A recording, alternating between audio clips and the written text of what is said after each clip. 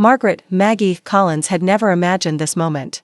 The sun was beginning to set, casting a soft, golden hue over the city of Savannah, but the warmth that should have filled her heart felt distant. The day had been long, but nothing could have prepared her for what she was about to see. As Maggie strolled down the quiet street, her eyes caught a glimpse of two familiar faces, their forms half hidden beneath the shadow of the bridge. It was her son, Ethan, and her granddaughter, Sophie. The sight froze Maggie in her tracks. Ethan? Her voice barely escaped, a whisper of disbelief. Ethan, with his unkempt hair and weathered clothes, turned slowly. His eyes, once full of warmth and promise, were now dull, haunted by years of something Maggie couldn't quite understand. Sophie, a small figure beside him, clutched a ragged doll to her chest. Her once bright eyes were now clouded with a sorrow far beyond her years. For a moment, Maggie stood there, numb. The world around her seemed to blur, the noises of the city vanishing into silence. Was this really happening? Hadn't Ethan and Sophie moved to Australia years ago, as Maggie had been told? Why were they here, under a bridge, living in such squalor? Mom? It's not what you think. Ethan's voice broke through the haze, his words laced with guilt and sorrow. But Maggie was already on her way, her legs moving on their own. As if her body knew what her mind couldn't yet process, she knelt down to Sophie's level. Her heart breaking at the sight of the child she had last seen so full of joy, now barely clinging to life's most basic comforts. Sophie, sweetheart, what happened? Maggie's voice cracked, filled with a mixture of confusion, fear, and love. Ethan's face twisted with pain, and he stepped forward. Mom, I'm so sorry. It's been a long road. We never meant for it to end up like this. Maggie's mind raced, questions flooding her. Why hadn't she heard from them? Why hadn't anyone told her this truth? The betrayal of being kept in the dark, the weight of that unspoken history, crashed over her like a tidal wave. But despite the confusion and hurt, one thing was clear to Maggie: this wasn't just about the past. This was about her family, her son, and her granddaughter, both of whom needed her more than ever. Without thinking, she took Sophie's hand and stood. You're coming home, Maggie said, her voice steady, though her heart ached. As they walked away from the bridge, the truth started to sink in. Everything Maggie thought she knew about her family was about to be turned upside down. The drive to Savannah felt like an eternity, though it was only a few hours. The car hummed steadily beneath Maggie, the rhythm of the road almost meditative, a faint echo of peace. She had hoped the journey would offer the clarity she desperately needed, but her mind was still clouded with the shock of what she had just discovered. Maggie glanced at Ethan in the rearview mirror. His face, weary and burdened, was turned toward the window, lost in thought. Sophie, nestled in the back seat, clutched her ragged doll tightly, her small fingers barely able to hold on. She was so quiet, too quiet, and Maggie's heart ached as she glanced at the child. What had they been through? As the miles passed, the noise of the city faded away, replaced by the gentle hum of tires on asphalt and the occasional murmur of traffic. By the time they reached Savannah, the sun had started its descent, casting a soft, golden light over the streets. It was exactly what Maggie needed, a tranquil place to find some semblance of peace. She had spent too many months in the chaos of Chicago, caught in the whirlwind of unanswered questions and unspoken pain. Every corner of the city felt heavy with memories she couldn't escape, each street whispering reminders of her past. She needed to leave that all behind, if only for a little while. Maggie rolled down the windows as they entered the heart of Savannah, allowing the warm breeze to fill the car. The scent of salt water mingled with the faint perfume of blooming jasmine from the trees lining the streets. The city felt alive in a way that Chicago never had. The gentle, rhythmic music of street performers drifted through the air, carried on the breeze like a comforting lullaby. Laughter bubbled up from groups of tourists sitting at outdoor cafes, and the clink of glasses blended with the soft strum of a guitar in the distance. Savannah was a city that seemed to exhale serenity, its old-world charm wrapping around Maggie like a comforting embrace. As they drove past the historic squares, Maggie's thoughts wandered. She hadn't been here in years, but the memories of happier times came rushing back. She remembered visits to Savannah with Ethan when he was just a boy, days spent strolling through the tree-lined streets, the sun dappling through the leaves, laughter echoing between them. But now, those memories felt like they belonged to someone else, someone she could no longer reach. Sophie shifted in the back seat, her soft voice breaking the silence. Grandma, will we be okay here? Maggie swallowed hard, fighting back the lump in her throat. She glanced at Sophie through the rearview mirror, offering a weak smile. We'll be okay, sweetheart. We'll make sure of it. The truth was, Maggie wasn't sure. She wasn't sure about anything anymore. Her mind was still trapped in the whirlwind of unanswered questions. How had Ethan and Sophie ended up like this? Why had no one told her the truth? The years of silence stretched between them like an insurmountable distance.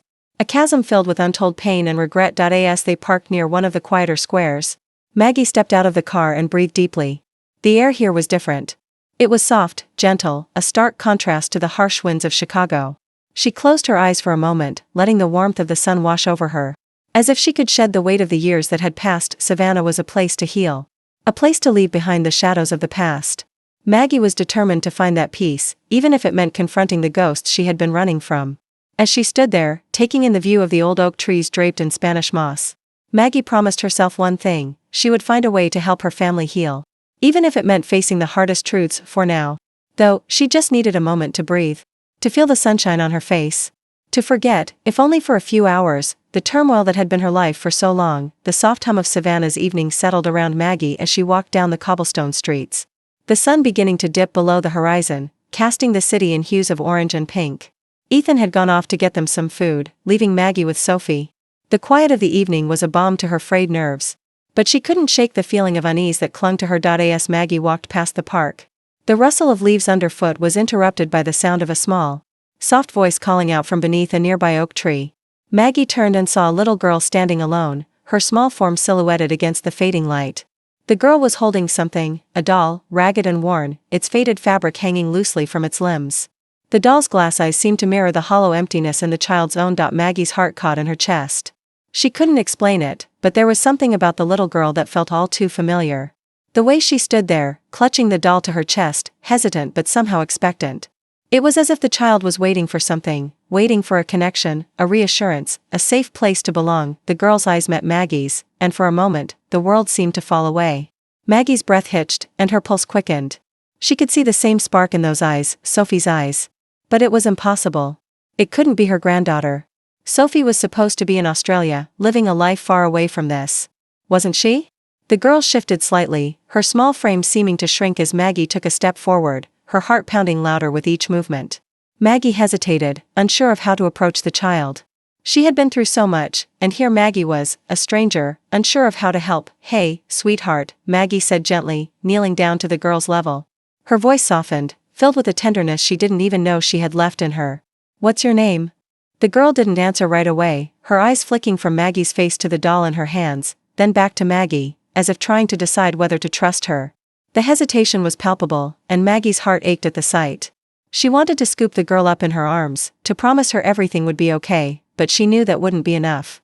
This child had been through things Maggie couldn't even imagine. "I'm Maggie," she said softly, her voice barely a whisper, as if the name itself was a bridge between them. I know it's hard to trust people, but you don't have to be alone anymore." Sophie looked down at the doll again, her fingers trembling slightly as she held it tighter, her knuckles white. She didn't speak, but her gaze, lingering on Maggie, seemed to soften just a little. Maggie swallowed the lump that had formed in her throat, fighting the urge to scoop the child up and protect her from everything that had led her here. For Maggie couldn't help it. A flood of memories washed over her, memories of her own granddaughter, Sophie, her laughter, her bright, joyful energy, the way she used to run to Maggie with arms wide open, always ready for a hug. But that girl was gone. Or, at least, she was supposed to be. And yet, here stood this little girl, so much like Sophie, but so different. Was this her? Was this really Sophie, or was it someone else, someone Maggie just wanted to believe in?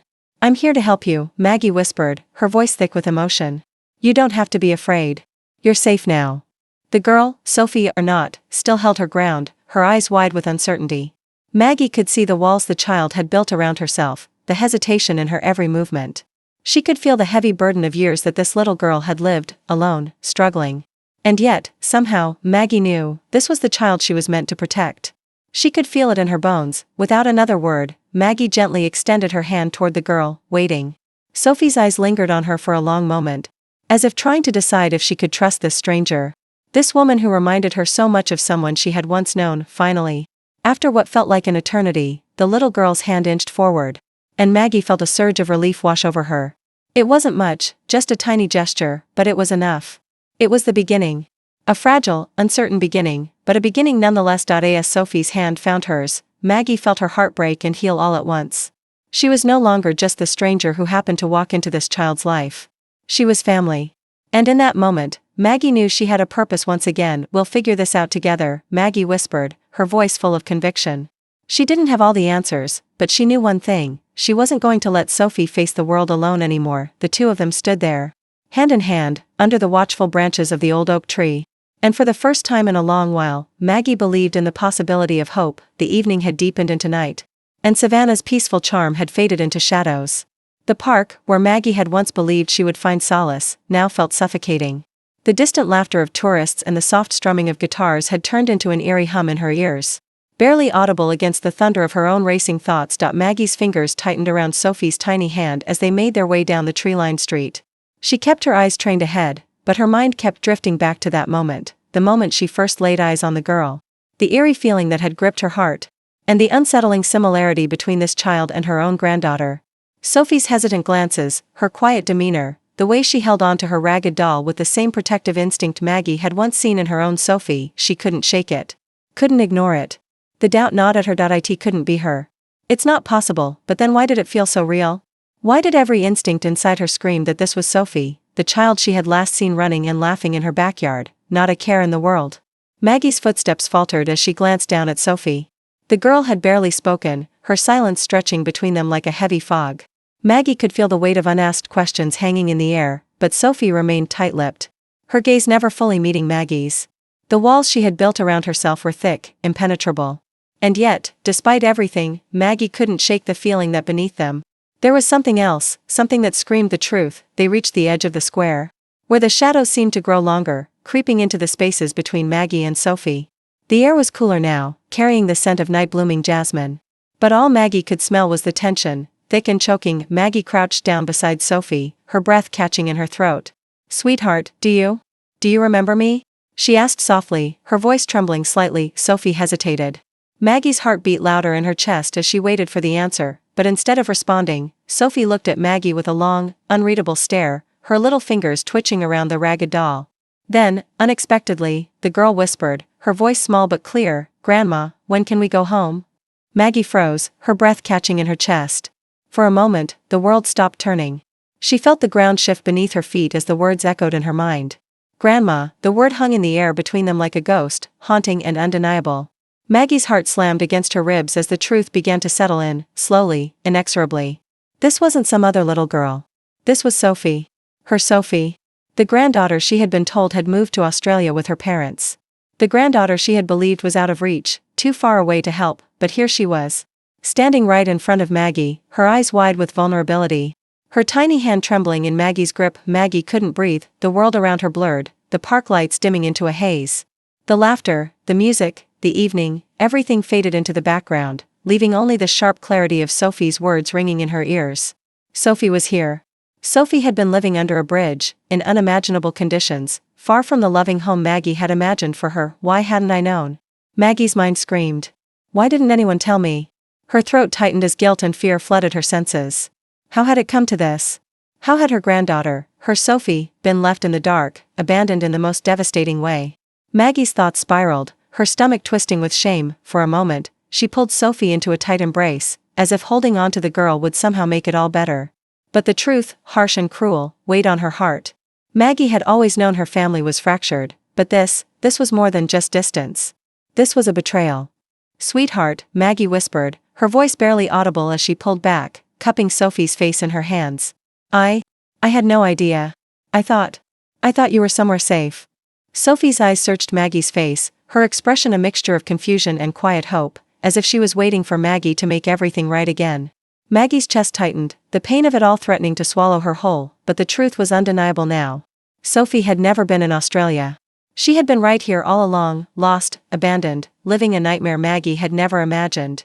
The weight of the revelation crashed down on her, and Maggie felt as if the ground had been ripped out from under her. For a long moment, neither of them spoke. The silence was thick, heavy with the enormity of what Maggie had just learned. She had no answers, no easy solutions.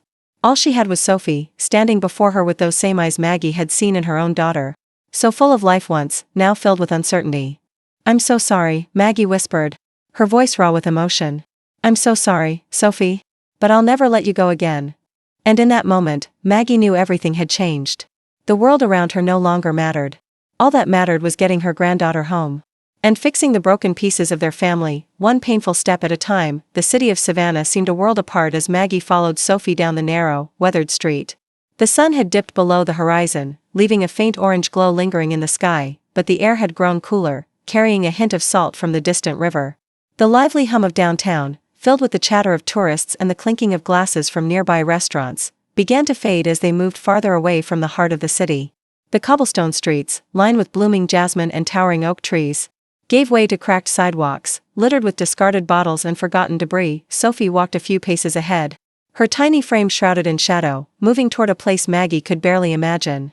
Her footsteps were quick, purposeful, as if she knew exactly where she was going, though Maggie, her heart pounding in her chest, felt lost. As though she were walking into a nightmare she had never prepared for. Maggie's gaze shifted nervously between Sophie's small, frail figure and the surroundings growing more and more unfamiliar. The bright lights of Savannah, so full of life and energy just minutes ago, felt like a distant dream now. The vibrant sounds of street performers and laughing tourists were replaced by an oppressive silence, broken only by the distant hum of cars passing far beyond their reach. It felt like a different world altogether. Sophie's steps slowed as they neared the bridge, her grip tightening around her ragged doll. Maggie, too, felt the weight of the moment bearing down on her, each step heavier than the last. The sense of dread in her chest grew stronger, the pit in her stomach deepening with every block they passed. When they reached the underpass, the air felt different, stale, thick with the smell of dampness and decay. Maggie's eyes darted around, her throat tightening as she took in the scene. The bridge loomed overhead like a cold, indifferent giant, its steel beams rusted and covered in graffiti. The area beneath it was a barren wasteland. Torn tarps and cardboard boxes were haphazardly scattered across the ground, some slumped in the corners, others barely clinging to the earth like broken sails in the wind. The ground was littered with trash, empty cans, discarded clothing, bits of paper caught in the dirt like forgotten memories. The faint, acrid scent of mildew clung to the air, a sharp contrast to the sweet jasmine that Maggie had inhaled just moments before. It felt like an entire world had been left behind here, abandoned and forgotten. The stark difference between the thriving city just beyond the bridge and the harsh reality Maggie now faced seemed almost too much to bear. Maggie swallowed hard, struggling to push down the rising lump in her throat. She had known things had been bad, but this was worse than she ever could have imagined. Her chest tightened as she looked around, taking in the dilapidated surroundings. The place had the feeling of something broken, something lost. And yet, here, under this bridge, was her family. This was where they had been living. This was where her granddaughter had been forced to grow up. Maggie's hands shook at her sides as her gaze landed on the figure in front of her. The one who had brought her here, the very person who had been kept from her for so long. Sophie paused, turning to face her. Her face, usually full of energy and light, was now somber, her expression unreadable. Sophie's small frame seemed swallowed up by the vast emptiness of the place, her eyes cast downward, avoiding Maggie's gaze. Is this where you've been? Maggie's voice cracked as she spoke, the words tasting foreign in her mouth. She hadn't expected this, couldn't have. She had never imagined that this place of filth and despair, was where her granddaughter had spent her days. Sophie nodded, her grip tightening on the doll as she looked up briefly, her eyes wide. A mix of sadness and something else in them, a kind of resignation Maggie had never seen before. The little girl seemed so much older than her years in this place, her spirit dimmed by the harshness of her surroundings. Maggie's vision blurred as tears threatened to spill. She fought them back, swallowing hard, but the sting of them was unbearable. How had this happened? Why hadn't she known? All those years, the silence, the unanswered questions, it had all led her here. To this broken place under a bridge, where her family had been left to suffer in the shadows. Her heart broke as she stepped forward, kneeling beside Sophie. The little girl didn't flinch, didn't pull away, but there was no joy in her eyes, no recognition of the comfort Maggie had once promised her. Sophie had learned, the hard way, that promises could be broken, that safety could slip through your fingers like sand. Maggie reached out, her trembling hands brushing against Sophie's cold cheek. She pulled her close, holding her as tightly as she could, though it felt like she was holding on to something she might lose again at any moment. I'm so sorry. Sophie, Maggie whispered, her voice thick with emotion. I had no idea. But I swear to you, sweetheart, I will make this right. I'll never let you go again. As the night deepened around them, the weight of the world pressing in from all sides, Maggie clung to the hope that somehow, even in this desolate place, she could begin to rebuild what had been lost. But the truth of their situation, of how much they had suffered, had already taken root in her heart. And it would take more than promises to undo the damage done. But Maggie was ready. Ready to fight for her family. Ready to rebuild from the wreckage, piece by broken piece. Maggie's heart pounded in her chest as she followed Sophie deeper into the darkness beneath the bridge. Every step felt like a nightmare unfolding before her eyes. The crumbling concrete, the scattered garbage, the faint odor of mildew, all of it painted a picture of a world Maggie had never imagined for her family. She had always thought of them as strong, resilient. But this was something else entirely. Sophie's small hand, still gripping her doll, guided the way, her footsteps echoing softly in the hollow space. And then, without warning, Sophie stopped. Maggie's breath caught in her throat. There, sitting on an old, torn blanket beneath the bridge, was Ethan. For a moment, Maggie thought she was hallucinating. The man before her was unrecognizable. His once sharp features, those confident eyes she had known her whole life, were now dull and lost. His face was stubbled with days, maybe weeks, of unshaven neglect, his clothes worn and tattered. He looked like a man who had given up, whose spirit had been worn down by time, by sorrow, by whatever had brought him to this point, but it was him. Her son. Ethan Collins. Maggie's knees went weak, her breath catching in her throat as the weight of the moment hit her like a freight train. This man, the one who used to play catch with her in the backyard, the one who had always been her bright, ambitious son, was sitting there in front of her. Barely recognizable. Ethan, Maggie whispered, her voice shaking. She took a tentative step forward, her heart swelling with a confusing mix of love, disbelief, and a profound sadness she couldn't even begin to process. Ethan's head jerked up at the sound of her voice, his eyes wide with a kind of startled recognition. He stared at her for a moment, and then, as if the weight of the world had just descended on him, his face crumpled. His lips trembled as he tried to speak, but the words wouldn't come. Instead, he stood up shakily, his hands outstretched in front of him as if trying to grasp something, anything, to hold on to. Maggie. His voice cracked like a dry twig, raw and broken. I never thought I'd see you again. Maggie's breath hitched, and before she could stop herself, she rushed forward, closing the space between them. The emotional tension in the air was so thick it could have suffocated her. She reached for Ethan, pulling him into an embrace that felt strange, distant, even though they were standing so close. His body felt so different in her arms, fragile, as though it might collapse under the weight of everything he had endured. Ethan's breath shuddered against her, his hands pressing into her back, pulling her closer. But there was something in his touch, something absent. As if he wasn't sure if he was still the man who had once held her hand and promised to take care of everything. I'm sorry, Mom, he whispered, his voice cracking. I'm so sorry. I never wanted this for you. For us. Maggie pulled back slightly, just enough to look into his eyes. But all she saw was guilt and exhaustion. He had changed. The boy she had raised, the man she had known, had been swallowed by something darker, something she couldn't yet understand. His eyes were sunken, hollow, as if all the light and hope had been drained out of him. And there, beneath the layers of dirt and weariness, was the unmistakable grief of a man who had lost himself, and in doing so, had dragged his family into the same pit. Maggie's mind swirled with questions, but she couldn't find the words to ask them. What had happened to him? What had driven him to this place? How had it come to this? She swallowed hard, the lump in her throat making it difficult to speak. Ethan, what happened? How did you end up here? Why didn't you tell me? The question felt heavy on her tongue, loaded with years of unanswered questions. Her mind raced, thinking back to the last time she had seen him, before he and Sarah had left for Australia. Everything had seemed fine. Everything had seemed hopeful. But now, standing here in front of him, everything about that time felt like a distant dream, a life Maggie had no access to anymore. Ethan's hands dropped to his sides, and he looked away, his jaw tightening. He took a deep breath, steadying himself before he spoke, as though forcing the words to surface. I thought I was doing what was best. I thought that leaving would fix things. But I was wrong, Mom. I was so wrong. He paused, his voice breaking, and he shook his head as if the weight of it was too much to bear. I lost everything. I lost myself. Maggie's heart ached as she watched him crumble. This was not the son she had known.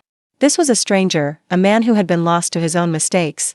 And now all Maggie could do was watch as he tried to find a way back to her. Her mind screamed at her to be angry, to demand answers, to find a way to make him understand how much this had hurt, how much it had broken her.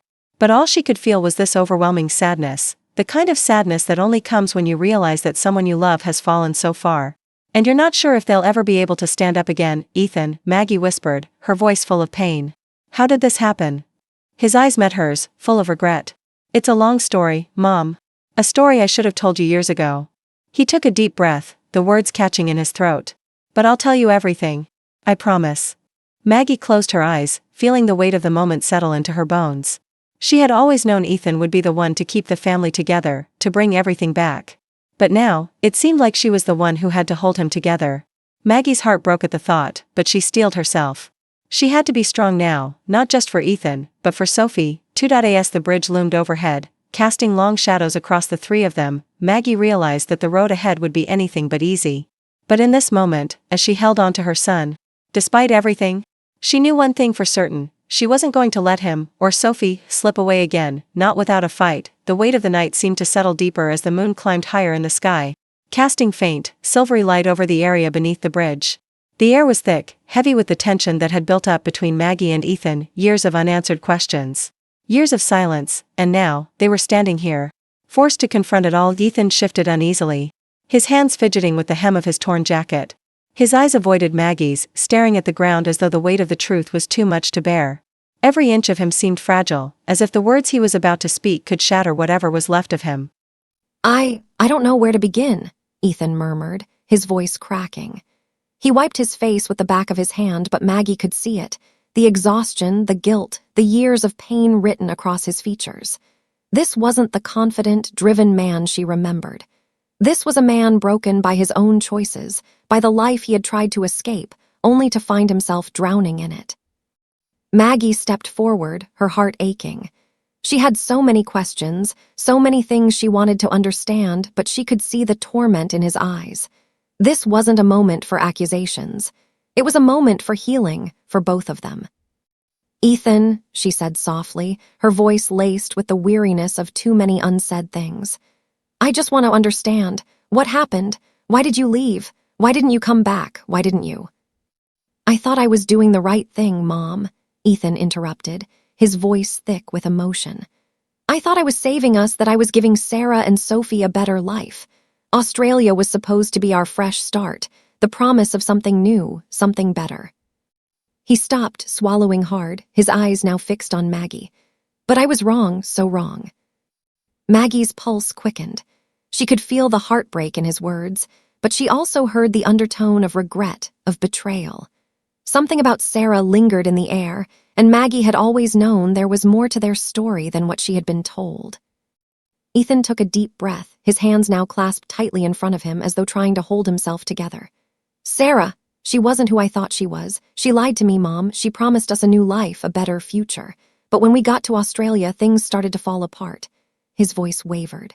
"It was like she didn't care about me anymore. All that mattered to her was the money, the status, the things she thought I could give her. I was just a means to an end."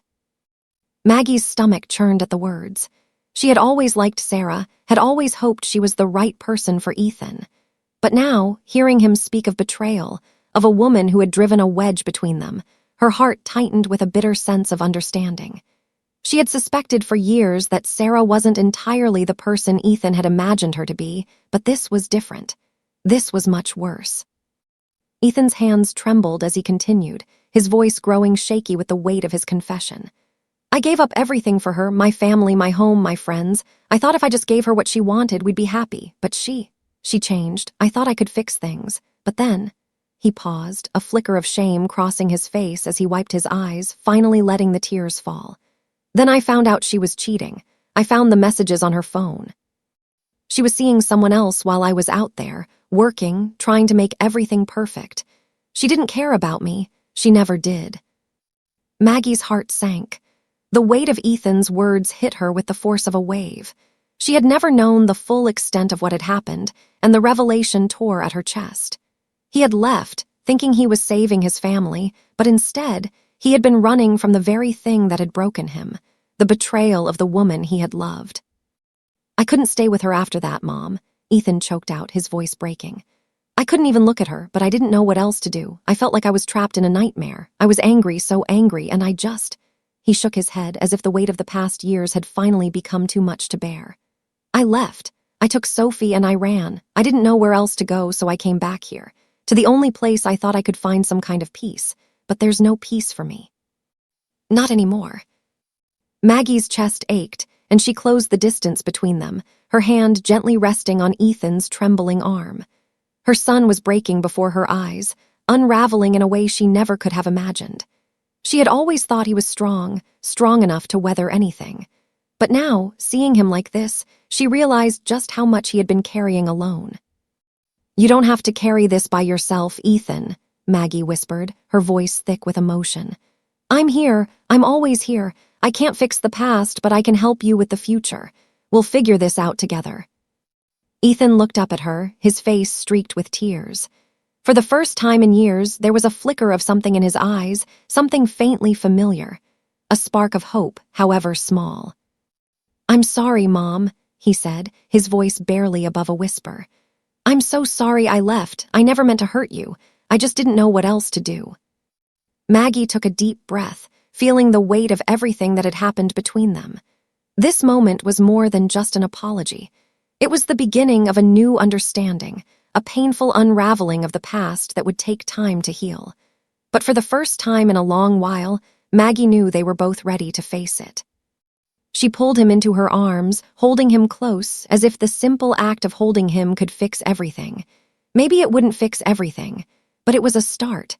A fragile, uncertain start, but a start nonetheless. And in that moment, Maggie realized that even in the face of betrayal, there was still love. And perhaps, just perhaps, there was still hope.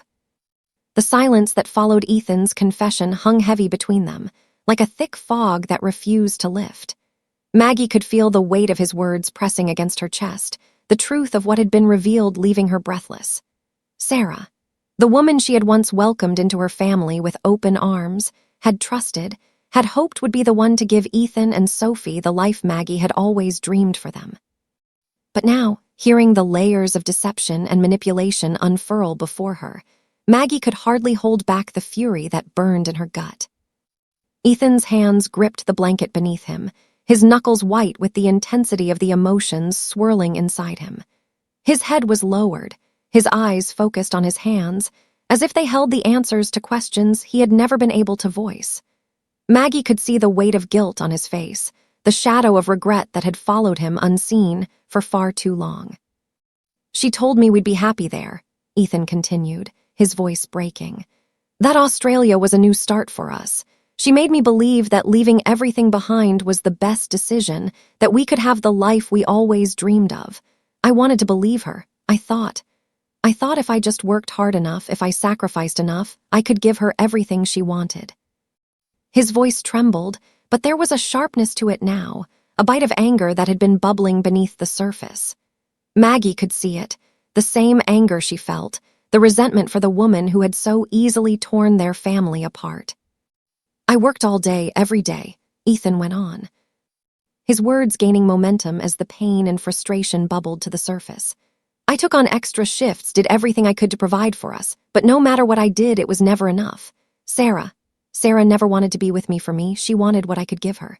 The house, the money, the lifestyle. And I was so blinded by my love for her, I never saw it. I thought she loved me.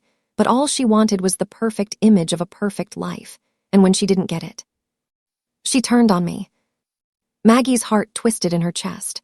Her son had given everything to this woman, sacrificed his own happiness, his peace of mind, just to see her smile. He had believed in her promises, in the future she had painted for them. And Sarah had played him, used him. It was almost too painful to comprehend. And yet, Maggie couldn't help but feel the same overwhelming rage rising inside her, the same betrayal that Ethan felt. "She started to change once we got there," Ethan continued, his voice quieter now, as if the memories were too painful to relive. "At first, she was sweet. Everything seemed perfect. But then she started pulling away. She'd pick fights over nothing, make me feel like I wasn't doing enough, wasn't good enough. She'd tell me I was lazy, that I didn't care enough about her dreams. I thought I was losing my mind, Mom. It was like I couldn't do anything right. And when I'd ask what was wrong, she'd say I was overreacting, that I was just tired. But deep down, I knew something wasn't right." Maggie's fists clenched at her sides as the anger burned in her chest. How could Sarah do this? How could she break Ethan like this? And how could she do it so coldly, with such manipulation, while pretending to be the perfect wife, the perfect mother? Maggie had always trusted Sarah, loved her. She had welcomed her into their family without question. But now, as Ethan spoke, the woman Sarah had once been was slipping away, replaced by someone Maggie could barely recognize. "Then came the cheating," Ethan's voice cracked, the words raw and painful. "I found the messages. She was seeing someone else. And it wasn't just one guy, Mom. She'd been seeing him for months, lying to my face, telling me everything was fine. But when I confronted her, she didn't even care. She didn't even try to hide it. She was angry that I found out, like I was the one who ruined everything." Maggie's stomach churned with disgust. The thought of Sarah, her Sarah, Betraying Ethan, betraying their family, was almost too much to bear. This wasn't just an affair. This was the slow, calculated dismantling of a marriage, a life built on lies and manipulation. And Ethan had been the one caught in the middle, trying to hold it all together while Sarah systematically tore him apart. "I was angry, Mom," Ethan continued, his voice now thick with emotion. "I was so angry I didn't know what to do. I loved her, but I couldn't even look at her. She didn't care about me. She never did. She used me to get what she wanted, and when I couldn't give her that anymore, she turned on me." Ethan let out a shaky breath, his hands shaking as he reached for the edge of the blanket, the guilt in his eyes now replaced with something darker, shame. "I couldn't stay with her after that, but I didn't know what else to do. I had nothing left. I was empty, Mom, and when Sophie and I came back here, I thought I could fix it, that I could make things better, but everything just kept falling apart." Maggie's heart broke for him. The boy she had raised, the man he had become, had been shattered by someone he had loved and trusted. She could see it now, the toll it had taken on him. The guilt, the shame, the anger, all of it buried deep inside him had festered for years, and Maggie had never known. She had never seen it. She reached out and touched his shoulder, a gentle, reassuring gesture that spoke volumes. "Ethan, you didn't deserve any of this. None of it was your fault." But Ethan shook his head, the tears falling freely now. "I should have seen it, Mom. I should have known better. But I was too blind, too desperate to make her happy. And now look where we are." Maggie pulled him into an embrace, holding him close as he cried, as he let go of all the pain and regret that had been eating him alive. In that moment, Maggie felt a fire of anger burn deep inside her, a fire directed at Sarah for everything she had done to Ethan, for everything she had taken from them. But she also felt something else, something softer, a deep, unwavering love for the son who had lost so much. And as they stood there, Maggie knew one thing for sure. She would make sure Ethan never had to face this pain alone again. No matter what it took, she would fight for him, and together they would rebuild the pieces of their broken family. The world beneath the bridge was nothing like what Sophie had imagined her life would be. It was different from the sunny days she'd dreamed of playing in a park, different from the warmth of a home with soft blankets and her grandmother's loving arms. The nights were cold, the days were filled with hunger, and every step felt uncertain. Sophie didn't remember much about before, about the days when she was laughing with her friends, running barefoot in a garden, or when her mom and dad had held her close. Those memories seemed so far away now, like dreams she couldn't reach. The only thing that felt real anymore was the cold concrete under her feet and the constant ache in her stomach. She looked up at her father, Ethan, his face drawn with exhaustion, the lines on his face deeper than she remembered. He had changed, too, just like the world around them. Once, he had been the one to pick her up and twirl her around when she was little. Now, he barely had the strength to stand. The days blurred together under the bridge.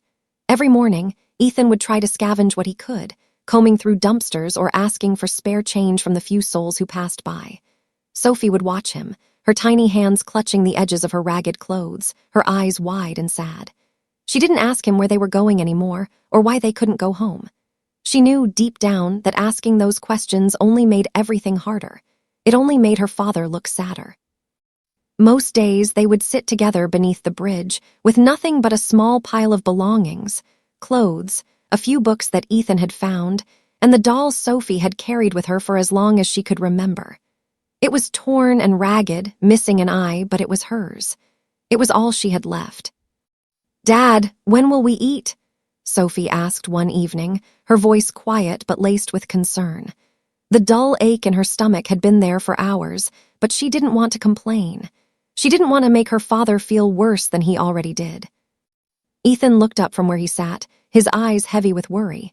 He forced a smile, though it didn't reach his eyes. "Soon, sweetheart. I'll find something, just a little longer, okay?" Sophie nodded, though the hope she once had felt as fragile as the doll she held. She wasn't sure what soon meant anymore. She had learned that soon didn't always come when you wanted it to. Sometimes it was hours of waiting, sometimes days, and when it finally did arrive, it wasn't always enough to make the hunger go away. The safety they once took for granted was now a constant, nagging fear. At night, the darkness stretched on forever. The sounds of the city beyond the bridge, cars honking, voices shouting, were just distant noises.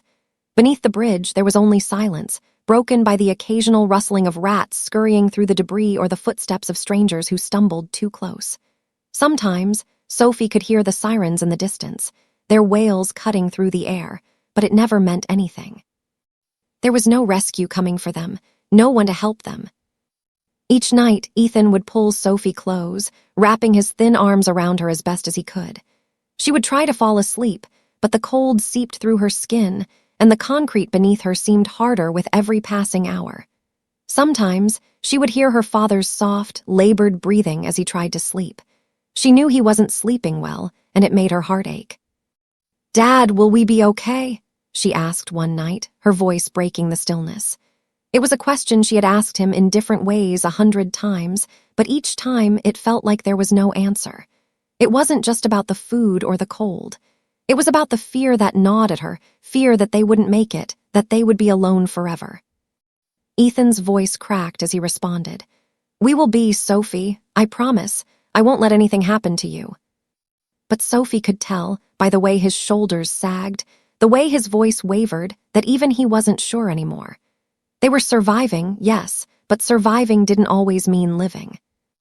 As the days passed, Sophie's understanding of the world became more complicated. She began to notice the looks people gave them when they passed by. They weren't kind looks. They were the kind of looks that made Sophie feel small, like she didn't belong. People would avoid them, or sometimes stare, but no one ever stopped to help.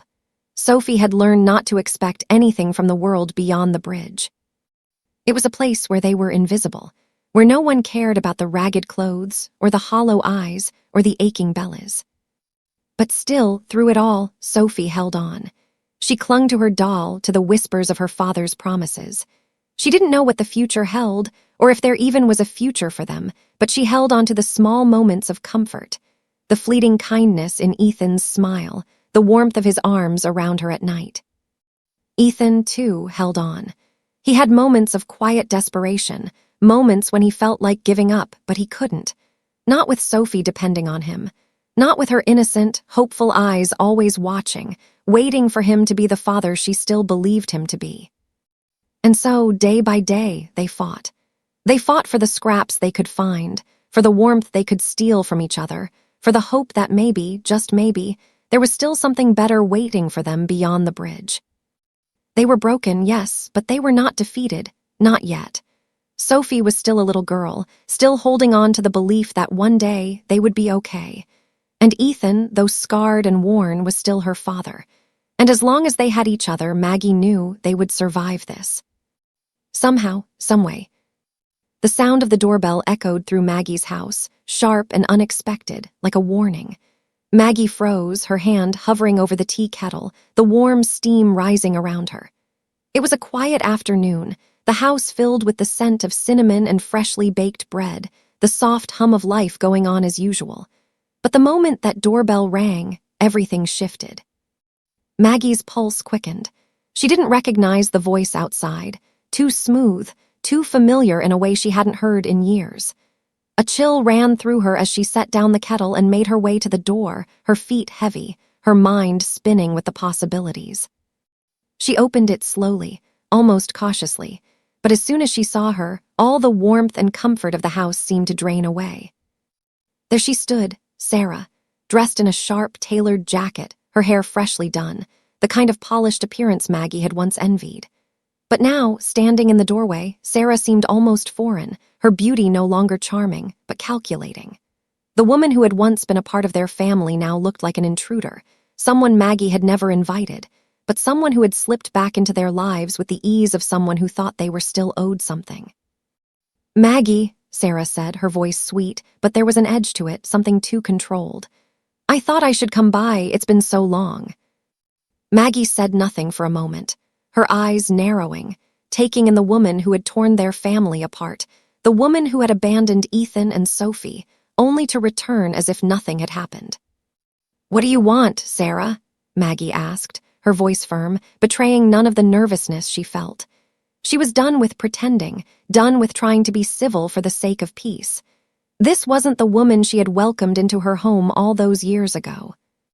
Sarah gave her a strained smile, her eyes flickering with something darker beneath the surface. "I just wanted to check in, see how Ethan and Sophie are doing," she said, glancing inside the house as though she belonged there. Maggie stepped forward, blocking Sarah's view. "You're not welcome here," she said coldly. "Not after what you did." For a moment, Sarah looked taken aback, her lips pressing into a thin line. But then she straightened up, her composure returning. "I'm not here to fight, Maggie," she said, though her words had a bite to them.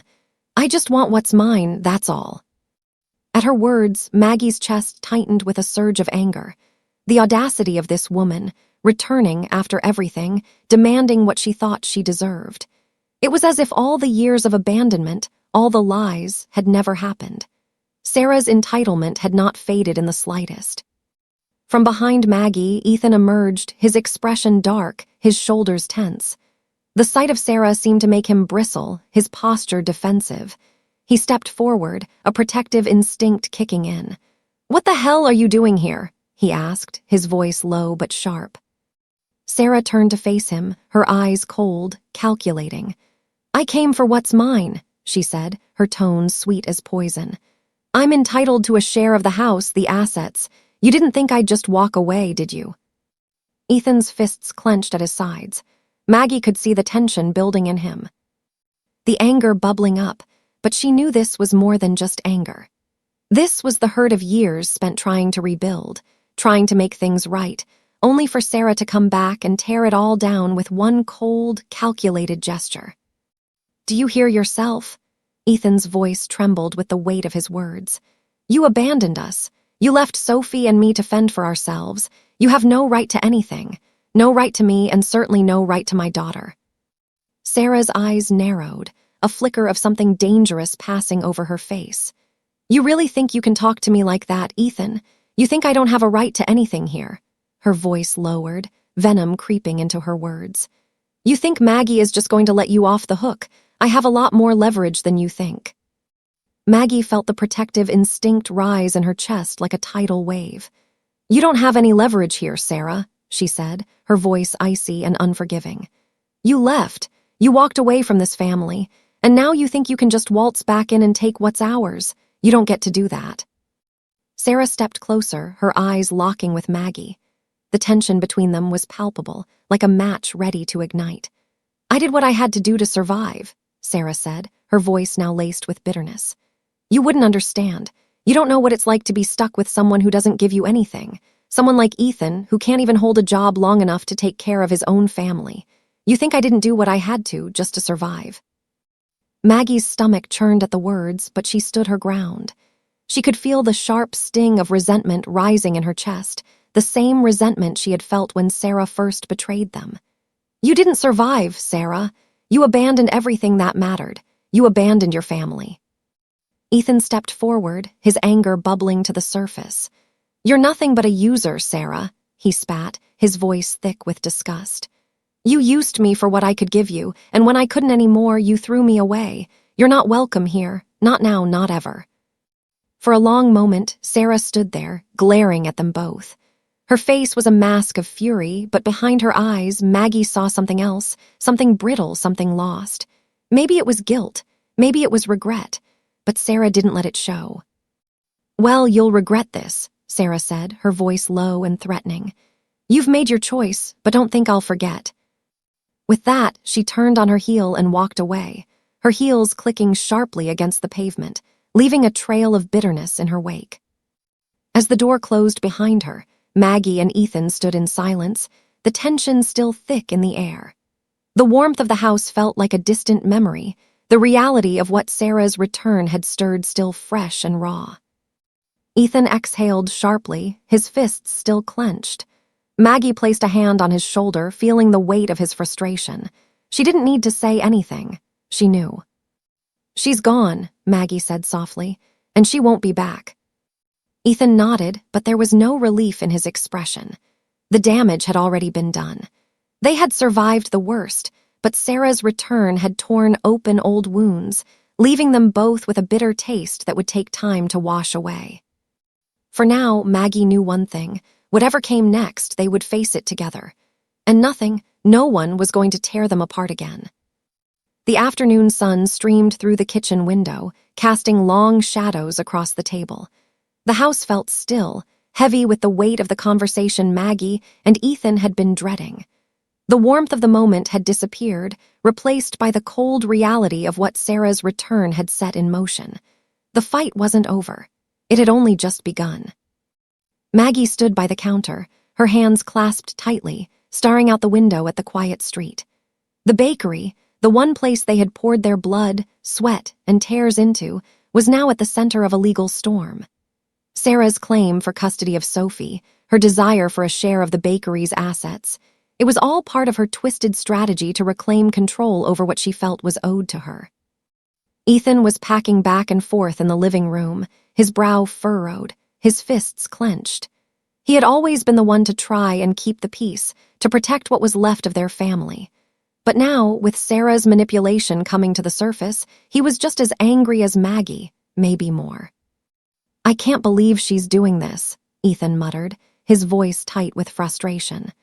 "She already took everything from us, and now she wants to take Sophie too. It's like she wants to destroy everything we've worked for." Maggie's heart clenched as she turned to face him. She could see the pain in his eyes, the same helplessness he had felt for years. And she knew, deep down, that this battle wasn't just about assets or custody. It was about something deeper. It was about their family, their future, and their ability to survive the devastation Sarah had left in her wake. But Maggie was done letting Sarah dictate their lives. She had already lost too much, and she wasn't going to lose Ethan and Sophie, too. "Ethan, we're going to fight this," Maggie said, her voice steady, filled with a determination that had come from deep within. "We're not letting her win. We're not letting her tear this family apart." Ethan stopped packing, his eyes meeting hers. "But how? How do we fight someone like Sarah? She's got money, connections. She's been planning this for years. What do we have?" Maggie walked over to him, her hand resting gently on his shoulder. "We have each other, and we have the truth. We'll make sure the court sees it for what it is. She's a liar, Ethan, a manipulator, and we won't let her take what's rightfully yours." The doorbell rang, snapping both of them out of their thoughts. Maggie opened the door to find a tall, confident woman standing on the doorstep, holding a briefcase in one hand and a stack of legal papers in the other. Her expression was professional, but there was a softness in her eyes, something that spoke of compassion and understanding. "Mrs. Collins?" the woman asked, her voice calm but firm. "Yes," Maggie replied, stepping aside to let her in. "You must be Rachel Carter." The lawyer gave her a small nod, stepping inside with a firm handshake. "I'm here to help you," Rachel said, her tone reassuring. "I've read through the initial documents Sarah's lawyer sent. We've got a lot of work to do, but I'm confident we can win this. I'm not going to let her take your family."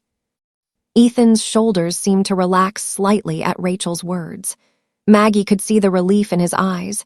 This was the kind of support they needed. Someone who didn't just see the case as a transaction, but as something personal, something worth fighting for. "Thank you," Maggie said, her voice full of gratitude.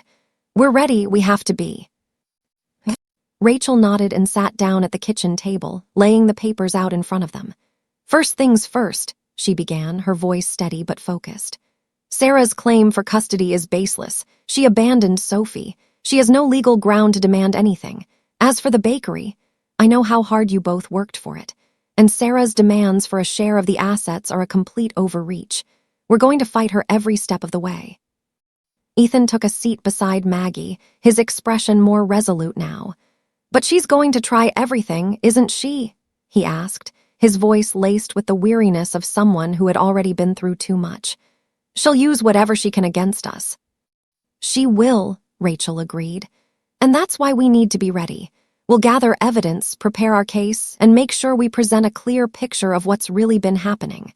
Sarah's manipulation, her abandonment of Sophie, her lies, it's all going to come out." Maggie clenched her fists under the table, the fire of determination reigniting in her chest. "We're not backing down. I'll do whatever it takes to keep Sophie safe. I won't let her go back to Sarah." Rachel smiled softly. "That's the spirit. We'll start by preparing Sophie's testimony. We'll need to show the court the emotional and physical toll Sarah's actions have taken on her, and we'll work to prove that Ethan has been the one to care for her all this time." Maggie nodded, her heart swelling with a fierce protectiveness. Sophie was their priority now, and nothing was going to change that. Not Sarah, not the court, no one. "We'll get through this," Maggie said, her voice unwavering. "We'll make sure the court sees the truth. We're stronger than Sarah's lies." Ethan gave her a small, tired smile. "Yeah, we are." Rachel stood up and gathered the papers.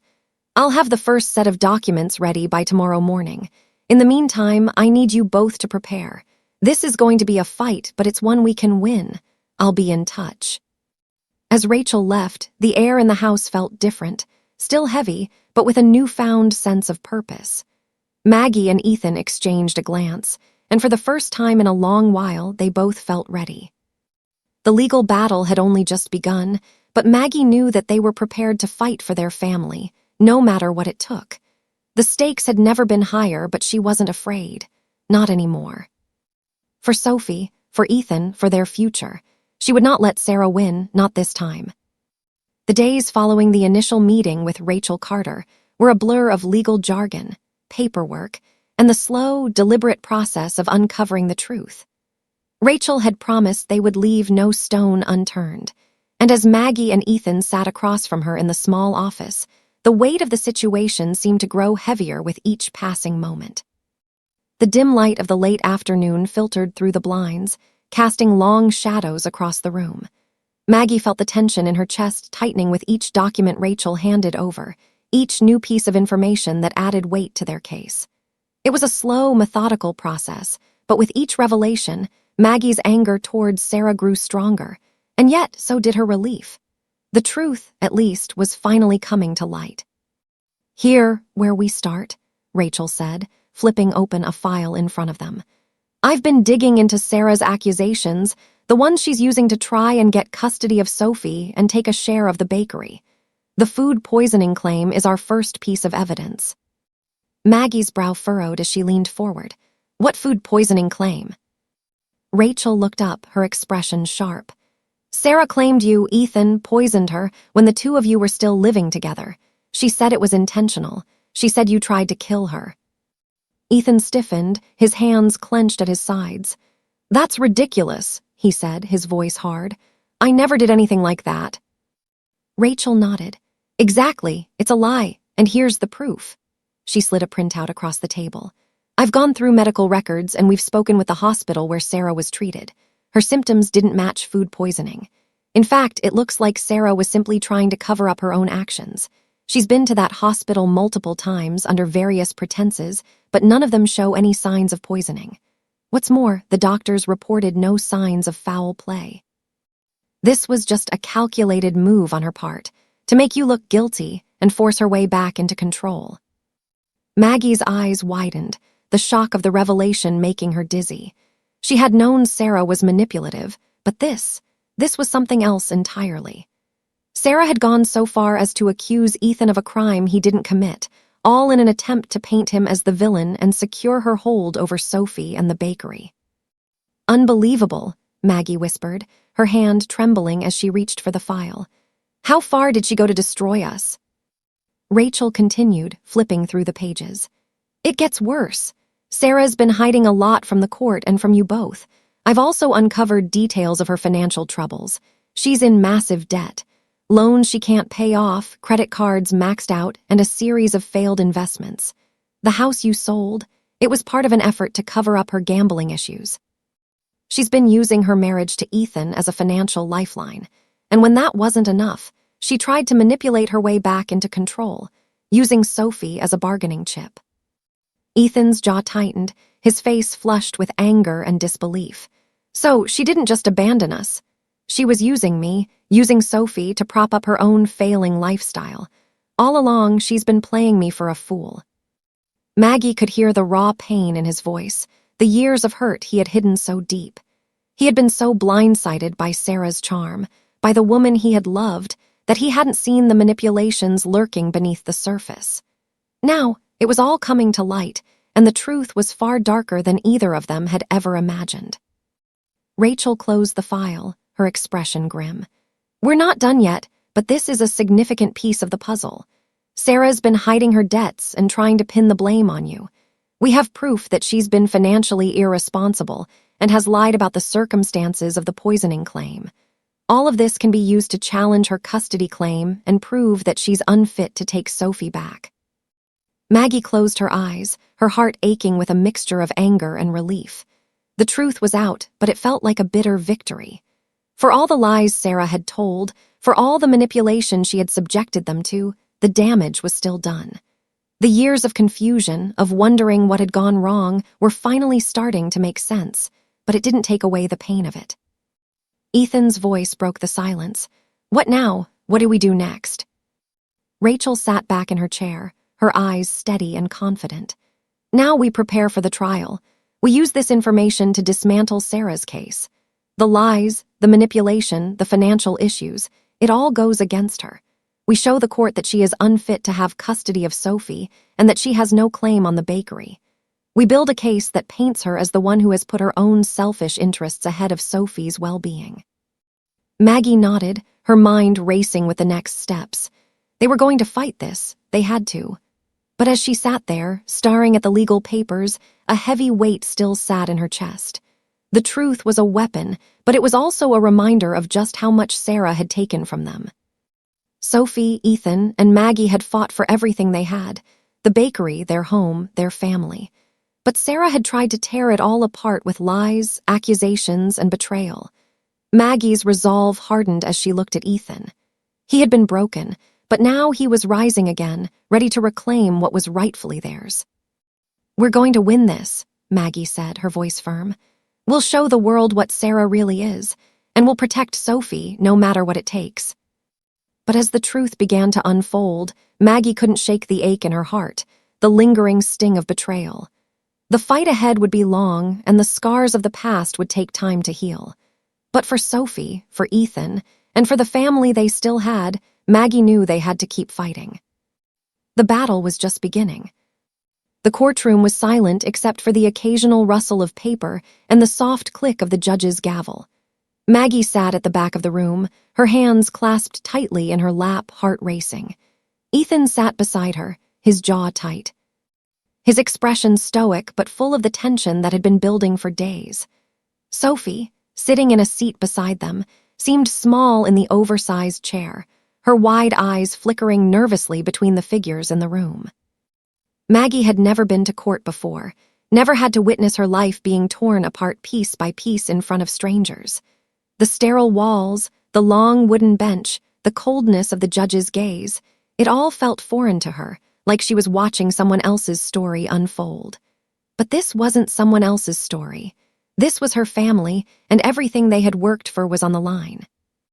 At the front of the room, Sarah sat with her lawyer, a cold, calculating figure. Sarah's posture was perfect, her hair impeccably styled, and her suit, sharp and polished, was a stark contrast to the weariness that clung to Ethan and Maggie. It was as though she had put on a mask, a flawless, composed face that hid the manipulative woman Maggie knew her to be. Every inch of her exuded control. Every glance she gave them was like a silent declaration. "I'm going to win this. This is my game now." Maggie clenched her fists, her nails digging into her palms. She could feel the bitter taste of anger rising in her throat, but she refused to let it show. She couldn't, not in front of Sophie. The trial had already been dragging on for days, but today felt different. Today, Rachel Carter, their lawyer, would present the evidence they had painstakingly gathered, evidence that would tear down Sarah's lies and expose the truth once and for all. Rachel stood, tall and confident, as she approached the judge's bench.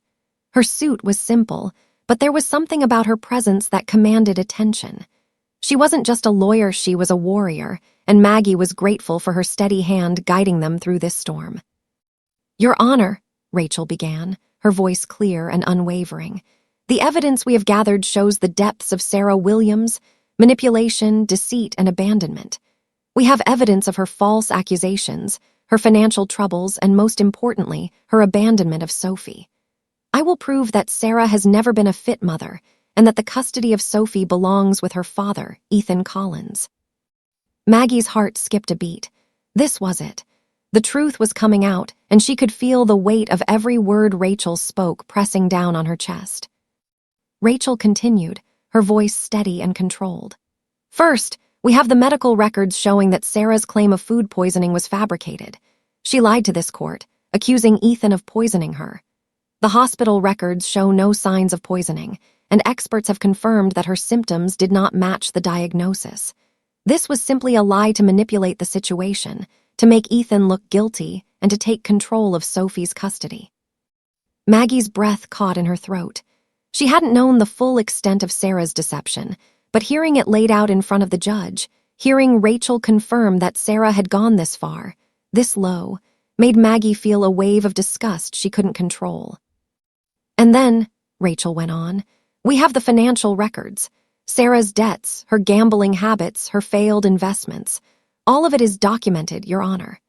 Sarah has been using her relationship with Ethan as a way to cover her financial mistakes, and when she couldn't get the money she wanted from him, she abandoned him and Sophie to fend for themselves.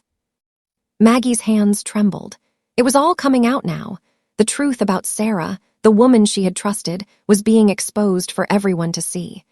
The lies, the manipulation, the complete disregard for her own family. Maggie had always suspected something wasn't right, but now she was seeing the extent of Sarah's selfishness, and it made her blood boil. Rachel paused, allowing the words to sink in. The room was quiet, the air thick with tension. The judge, a middle-aged man with kind but stern eyes, looked down at the papers in front of him, his face unreadable. Sarah's lawyer stood up, trying to counter the claims, but the judge silenced him with a single look. "We've heard enough," he said, his voice calm but authoritative. Maggie's heart raced. They were so close now. Rachel had dismantled Sarah's story piece by piece, and she could see Sarah's face twitching with frustration. Her carefully crafted mask was slipping, and Maggie couldn't help but feel a sense of satisfaction. This was the moment Sarah had been trying to avoid, when the truth would tear her apart. Ethan stood next, his voice shaky but strong as he addressed the court. "I've never wanted this for Sophie. I've never wanted to keep her from her mother, but I've been the one raising her. I've been the one who's been there for her every single day. I've given everything I have to make sure she's safe, that she's happy, and I won't let Sarah's lies take her away from me." Maggie watched as Ethan spoke, his voice breaking with emotion, but filled with a fierce determination. He was finally standing up for himself, for Sophie, for their family, and Maggie couldn't have been prouder. This was the son she had raised, the one who had always put others before himself. But now, he was fighting for what was rightfully his, and he wasn't backing down. Sarah's face twisted with bitterness as Ethan finished, and Maggie could see the jealousy and resentment in her eyes. She had underestimated Ethan, had underestimated their family. She had thought she could waltz back into their lives and reclaim what she thought she deserved, but she was wrong. The judge finally spoke, his voice calm and measured. "I believe we've heard enough for today. We will reconvene tomorrow to finalize our decision." As the gavel came down, Maggie let out a breath she hadn't realized she was holding. The tension that had gripped her for days, weeks even, started to loosen, but the emotional weight still lingered. The battle wasn't over. Not yet. Ethan turned to her, his face pale but resolute. "We did it, Mom," he whispered, his voice hoarse. Maggie nodded, her eyes full of pride. "We did." But as they walked out of the courtroom, the reality of what they had just been through, and what was still to come, settled over Maggie. This was only the beginning. The truth was out, but the fight wasn't over yet. And she would be ready for whatever came next. The courtroom was heavy with anticipation as the judge took his seat for the final time.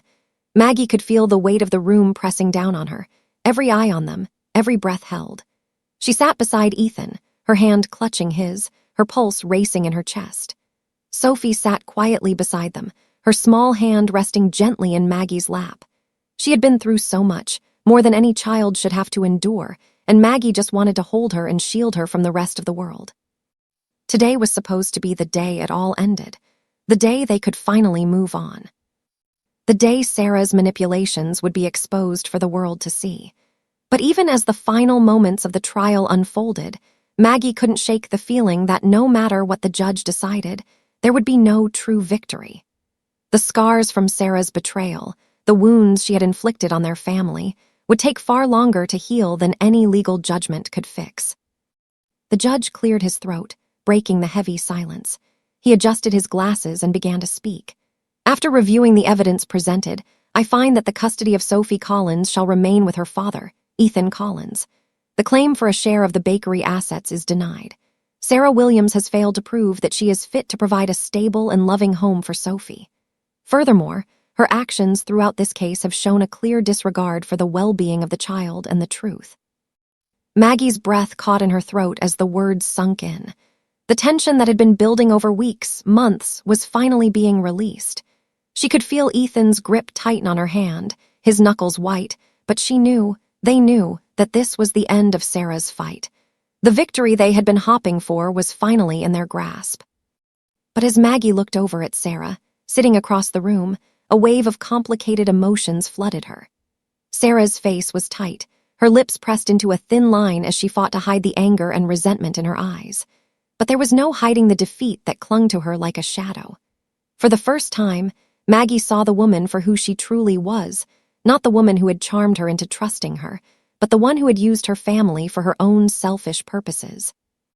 And yet, as Sarah's lawyer packed up his things, as the last words of the judge echoed in Maggie's ears, a strange sadness washed over her. Yes, they had won. Yes, they had fought for the truth. But the damage had been done, and Maggie knew that no legal victory could erase the years of hurt and betrayal. No matter how much they tried to move forward, the past would always be there, lingering in the shadows. Maggie turned to Ethan, who was staring at the judge with a look of disbelief. He had been through so much. His wife had abandoned him, his daughter had suffered, and now, after everything, he had finally been vindicated. But the relief on his face was fleeting. His eyes were full of exhaustion, full of the weight of the journey that had brought them here. "We did it," Maggie whispered, her voice hoarse with emotion. Ethan nodded, but there was no joy in it. His gaze lingered on Sarah, whose face had turned an even deeper shade of crimson, and Maggie knew what he was feeling. This victory was bittersweet. There was no joy in watching Sarah lose, no satisfaction in seeing her broken. What had been lost could never truly be reclaimed.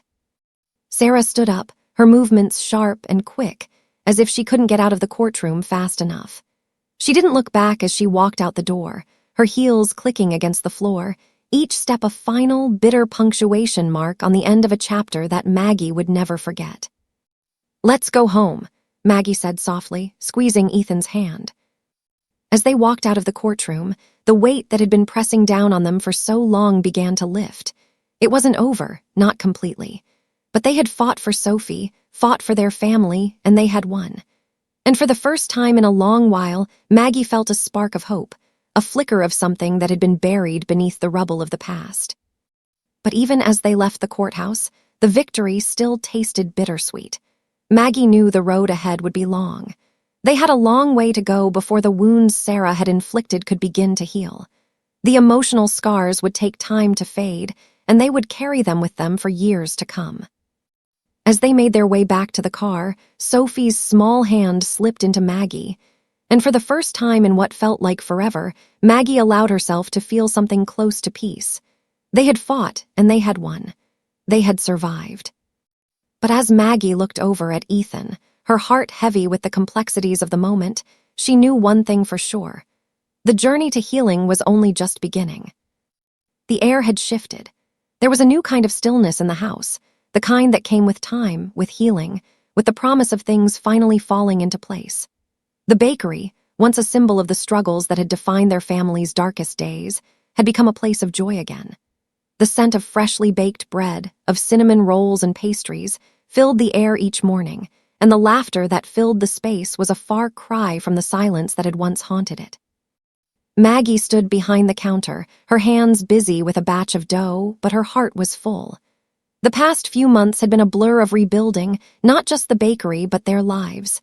They were slowly, cautiously putting the pieces back together, but it was working. It had to.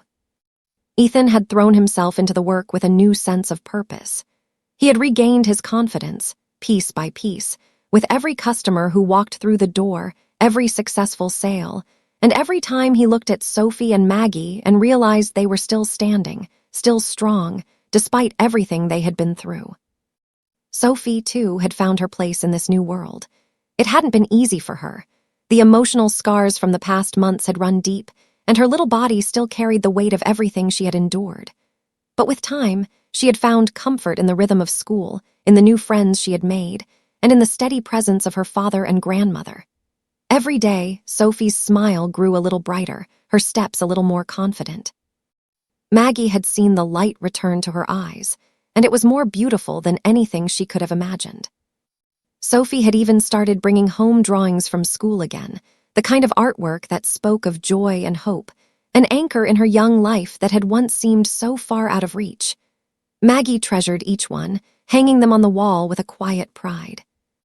"Look at this, Mom," Ethan said one afternoon, pulling Maggie aside as he finished wiping down the counter. He handed her a small drawing Sophie had made, the paper crinkled slightly at the edges. It was a picture of a bakery with bright colors and a sun shining overhead. "She's got her spark back," Ethan said softly, his voice filled with both pride and relief. Maggie looked at the drawing, a lump rising in her throat. Sophie had drawn them, the bakery, the family that had survived that was still here, still fighting. It was a simple picture, but it meant the world.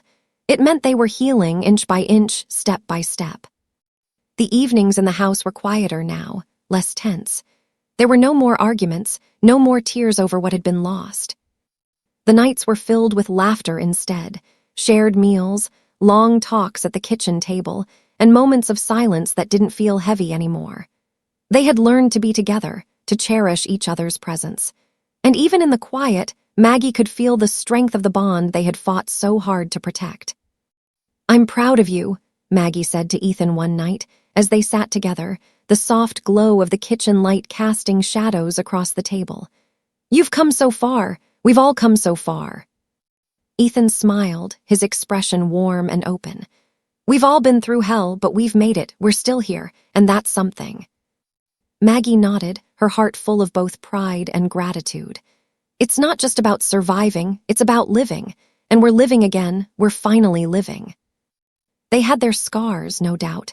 There were still nights when Maggie would wake up, her mind swirling with the remnants of the past, Sarah's manipulations, the hurt that had been done to their family. There were still moments when she would catch Ethan's eyes, darkened by memories, or see Sophie's hesitant smile as she tested the waters of trust again. But they were healing.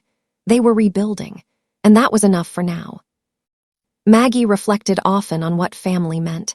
It was more than blood. It was the people who stood by you when everything else was falling apart.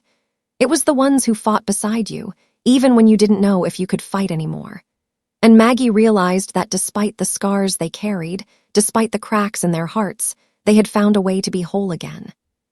Family was never perfect, but their family, this family, had shown resilience in the face of destruction, love in the face of betrayal, and hope in the face of despair. Maggie closed her eyes, taking a deep breath, and smiled to herself. This was their redemption, their chance to start over. The past would always be a part of them, but it didn't have to define their future. They were more than the damage Sarah had caused. They were stronger, braver, and more united than they had ever been. And with that, Maggie knew they were going to be okay. She had her family. She had Ethan. She had Sophie. And that was all that mattered. The road ahead wouldn't be easy, but as long as they walked it together, Maggie believed they could face whatever came next. The bakery was thriving again, and so was their family. The best was yet to come.